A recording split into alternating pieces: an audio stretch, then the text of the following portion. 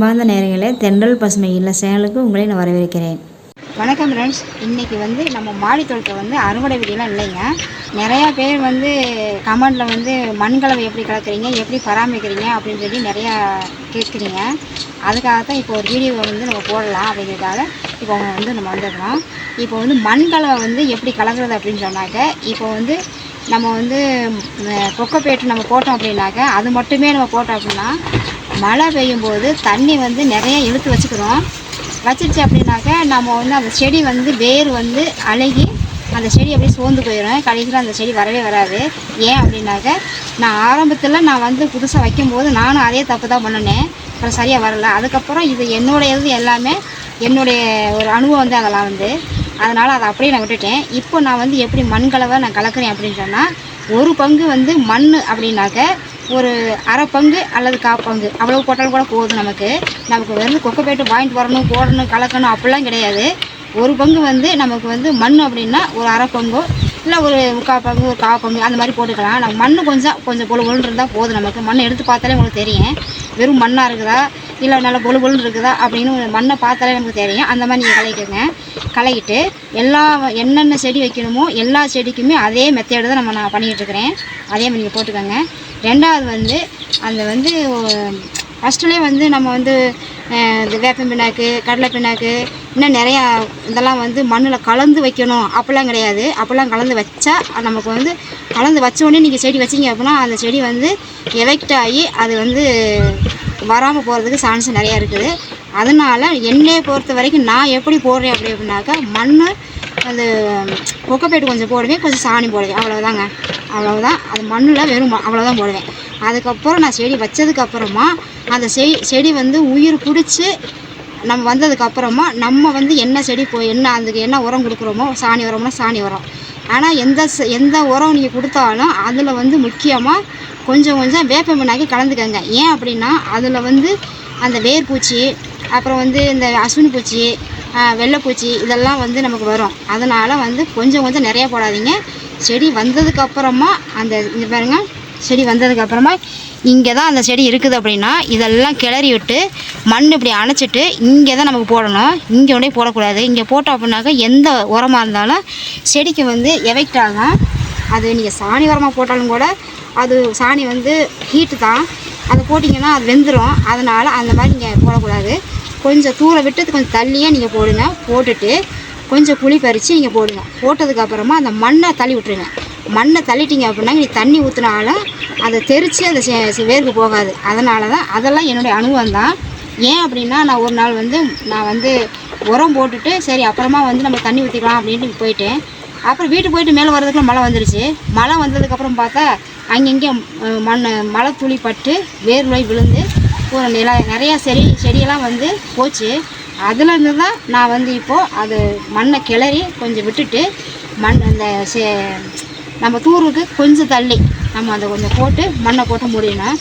மூடிட்டு நீங்கள் தண்ணி ஊற்றினீங்க அப்படின்னா அந்த நம்ம போடுற உரம் அந்த மண் இழுத்து அந்த தண்ணி அது வேர் இழுத்துக்கிறோம். அதனால் நீங்கள் அந்த மாதிரி பண்ணுங்கள். நான் பண்ணுறது அப்படி தான் பண்ணிகிட்ருக்கிறேன். ரெண்டாவது 15 நாளைக்கு ஒரு தடவை நம்ம மண்ணெல்லாம் கிளறணும். ஏன் அப்படின்னா, நீங்கள் பையை பார்க்கும்போதே உங்களுக்கு தெரியும், சுற்றி வர அந்த பையை தனியாக நிற்கும், மண் மட்டும் தனியாக நிற்கும். அப்படி நின்றுச்சு அப்படின்னா நீங்கள் தண்ணி ஊற்றுனீங்க அப்படின்னா எல்லா தண்ணியுமே ஃபில்ட்ரு பண்ணுற மாதிரி கீழே வந்துடும். அதனால் அந்த தண்ணி நம்ம ஊற்றும் போது கீழே வருது, பை தனியாக நிற்கிது, மண் தனியாக நிற்கிது. அப்படின்னா நீங்கள் கண்டிப்பாக அந்த மண்ணை நீங்கள் கிளறி ஆகணும்.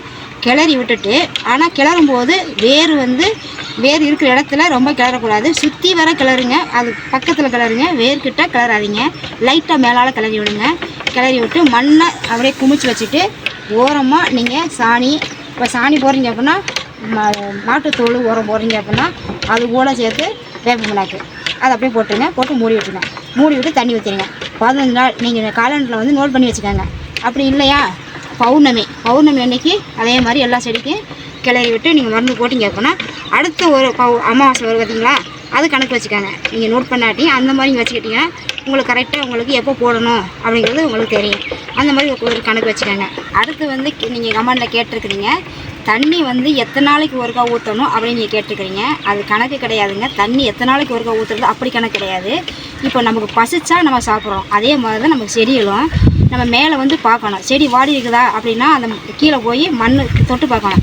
ஈரம் இல்லை காஞ்சிருக்கு அப்படின்னா அது வந்து ரொம்ப ஈரமாக இருக்குது, அதனால் அது வாடி இருக்குது அப்படின்னு அர்த்தம். ரெண்டாவது வந்து வாடி இருக்குது ஈரம்லாம் இல்லை அப்படின்னா தண்ணி கொஞ்சம் ஊற்றி பாருங்கள், நல்லா வந்துடும் செடி. ரெண்டாவது நம்ம வந்து தண்ணி இருக்கா இல்லையாங்கிறத நம்ம வந்து செக் பண்ணி பார்த்துட்டு தான் நம்ம தண்ணி ஊற்றணும். தண்ணி ஊற்றும் போது நீங்கள் டீப்பு வழியாக நீங்கள் ஊற்றாதீங்க. அப்படி ஊற்றுறீங்கன்னா உங்களுக்கு எவ்வளவு தண்ணி விடுறீங்கன்னு அப்படின்னு உங்களுக்கு தெரியாது. அதனால் வந்து நீங்கள் பக்கெட்டில் பிடிச்சி மக்களை வச்சு நீங்கள் ஒரு மக்குனா ஒரு மக்கு, அரை மக்குனா மண்ணுக்கு தகுந்த மாதிரி, மண் எவ்வளோ மண் இருக்கோ அதுக்கு தகுந்த மாதிரி தண்ணி ஊற்றுனீங்கன்னா கீழே வந்து நமக்கு தண்ணி வராது. அவசரம் இல்லாமல் நம்ம தண்ணி ஊற்றணும். அப்படி ஊற்றினா மட்டும்தான் நம்ம போடுற உரம் வந்து தண்ணி வழியாக வெளியில் போகாமல் மேலே மாடியும் வந்து நனையாமல் இருக்கிறதுக்காக நம்ம கொஞ்சம் கொஞ்சமாக ஊற்றிட்டு அதுக்கப்புறம் தண்ணி வரலையா லைட்டாக கொஞ்சம் ஊற்றுங்க. அந்த மாதிரி ஊற்றி பாருங்கள், தண்ணி கீழே வடியாத அளவுக்கு தண்ணி ஊற்றிக்கங்க.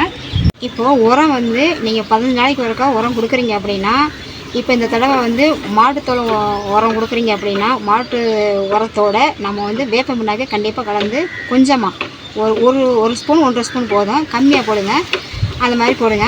அடுத்து நீங்கள் போடும்போது ஒரே உரமாக போடாமல் வேப்ப பிண்ணாக்கு, கடலை பிண்ணாக்கு, எள்ளு பிண்ணாக்கு, தேங்காய் பிண்ணாக்கு அந்த மாதிரி மாற்றி நீங்கள் கொடுங்க. ஒரே மாதிரி கொடுக்காம மாறி மாறி கொடுங்க. உரம் போடுறது அவ்வளோதாங்க, அந்த மெத்தேட் அவ்வளோதான்.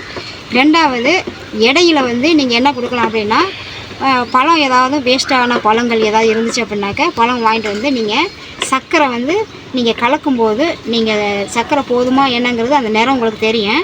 அந்த மாதிரி சர்க்கரையை கலந்து பழத்தை நல்லா மசிச்சு நீங்கள் ஒரு பக்கெட்டில் போட்டு மூடி வச்சிட்டிங்க அப்படின்னா அது ஒரு 15 நாள் கழித்து நீங்கள் பார்த்தீங்கன்னா சூப்பராக அது வந்திருக்கும். அதுக்கப்புறமா அதே மாதிரி தான் தண்ணியில் வந்து இப்போ 10 லிட்ரு நம்ம தண்ணி எடுக்கிறோம் அப்படின்னாக்கா ஒரு லிட்டரில் வந்து ஒரு 1/2 லிட்ரு ஊற்றுற மாதிரி அந்த குளன்னு ரொம்ப கெட்டியாக இருக்கும். நம்ம வந்து அது கம்மியாக அந்த தண்ணியில் கலக்கும்போது உங்களுக்கு வந்து போதுமா என்னங்கிறது உங்களுக்கு தெரியும். அந்த மாதிரி ரொம்ப அதிகமாக ஊற்றிட்டீங்க அப்படின்னாக்கா அதுவும் வந்து செடிக்கு எஃபெக்ட் ஆகும். அதனால் அதுவும் நீங்கள் கம்மியாகவே ஊற்றுங்க.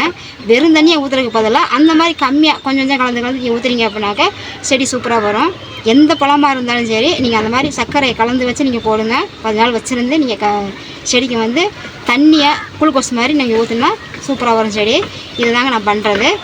அதே மாதிரி நம்ம வந்து விதை வைக்கிறோம். இப்போ வந்து அவரை விதை வைக்கிறோம், சொரை விதை வைக்கிறோம், பாக விதை வைக்கிறோம், இந்த மாதிரி விதை வைக்கிறோம் பார்த்தீங்களா. அந்த விதை வந்து எப்படி வைக்கணும் அப்படின்னா, மண்கலவை வந்து உங்களுக்கு நான் சொல்லியிருப்பேன். அதே மாதிரி தான் மண்கலவை அந்த மாதிரி கலக்கி நீங்கள் வந்து அந்த விதை நீங்கள் வந்து பொழுபொழுன்னு சூப்பராக இருக்கும். அந்த இடத்துல ஒரு ஓரமாக வைங்க.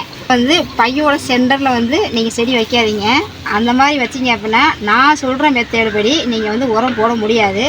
ஏன்னா அது நடுவில் இருக்கும். நம்ம வந்து ஓரமாக நம்ம போட முடியாது. கொஞ்சம் ஓரமாக தள்ளி நீங்கள் செடி வைக்கும்போதே நீங்கள் வச்சுட்டிங்கன்னா அப்போ நம்ம உரம் போடுறதுக்கு நமக்கு சூப்பராக சௌரியமாக இருக்கும்.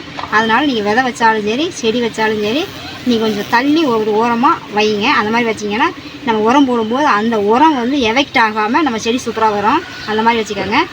ரெண்டாவது விதை வந்து எப்படி போகணும் அப்படின்னா அதே மெத்தேடு தாங்க.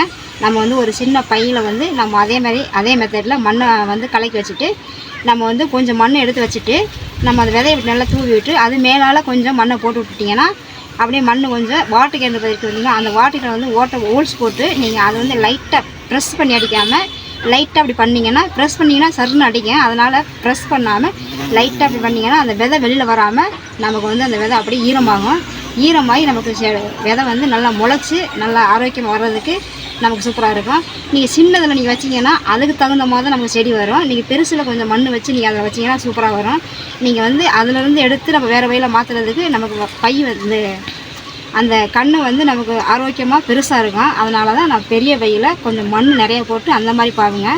சின்னதாக பாவாதீங்க. இப்படி தான் நான் வந்து பண்ணுவேன்.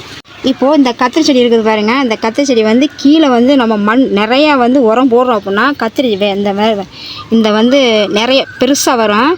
நம்ம வந்து இந்த கிளையெல்லாம் எதுக்கு நமக்கு தேவையில்லாதது. அதனால் இந்த மாதிரி நிறைய இருந்துச்சு அப்படின்னா நீங்கள் வந்து இந்த மாதிரி உடச்சி எல்லாத்தையும் விட்டுட்டிங்கன்னா நம்ம போடுற உரம் இதுக்கு மட்டும் போகும். இல்லைன்னா எல்லா தேவையில்லாததுக்கெலாம் நம்ம வந்துட்டுருக்கோம். ரெண்டாவது எறும்பு செடி அசுவினி இதெல்லாம் வராமல் இருக்கிறதுக்கு நம்ம அந்த மாதிரி சுத்தமாக நம்ம வச்சுக்கிட்டோம்னாக்க நமக்கு அதெல்லாம் வந்தாலும் நம்ம பார்த்துக்கலாம். இப்போது என்னால் முடிஞ்ச வரைக்கும் உங்களுக்கு வந்து உங்களுக்கு என்னென்ன டவுட் இருந்துச்சோ அதெல்லாம் நான் வந்து சொல்லியிருப்பேன் அப்படிங்கிற மாதிரி எனக்கு தோணுது. அப்படி உங்களுக்கு ஏதாவது நான் சொல்லலை, உங்களுக்கு ஏதாவது டவுட் இருக்குது அப்படின்னா நீங்கள் கமெண்டில் வந்து நீங்கள் வந்து என்ன டவுட் வந்து கேளுங்க. ஆனால் எல்லாருமே நல்லா இருக்கணும், நான் மட்டும் நல்லா இருக்கணும் நான் அப்படி நினைக்கலைங்க. எல்லோரும் நல்லா இருக்கணும், எல்லாத்துக்குமே செடி இந்த மாதிரி வரணும் அப்படின்னு நான் ஆசைப்பட்றேன். அதனால் நீங்கள் வந்து நான் சொல்ல மாட்டேன், அவங்க வந்து பண்ண மாட்டாங்க அப்படின்னு நினைக்காதீங்க. உங்களுக்கு செடியை பற்றி எதாவது டவுட் இருந்துச்சுன்னா நீங்கள் வந்து கமெண்டில் கேளுங்க, நான் வந்து தயங்காமல் உங்களுக்கு நான் வந்து சொல்லுவேன். இந்த வீடியோ உங்களுக்கு பிடிச்சிருந்தா லைக் பண்ணுங்கள், ஷேர் பண்ணுங்கள், கமெண்ட் பண்ணுங்கள், சப்ஸ்கிரைப் பண்ணுங்கள், பெல்லையை கனெக்ட் பண்ணுங்கள். அப்போ தான் நான் ஒரு வீடியோ உங்களுக்கு உடனே கொண்டு வந்து செய்கிறேன். அடுத்த ஒரு நல்ல வீடியோவில் சந்திக்கலாம். பாய்.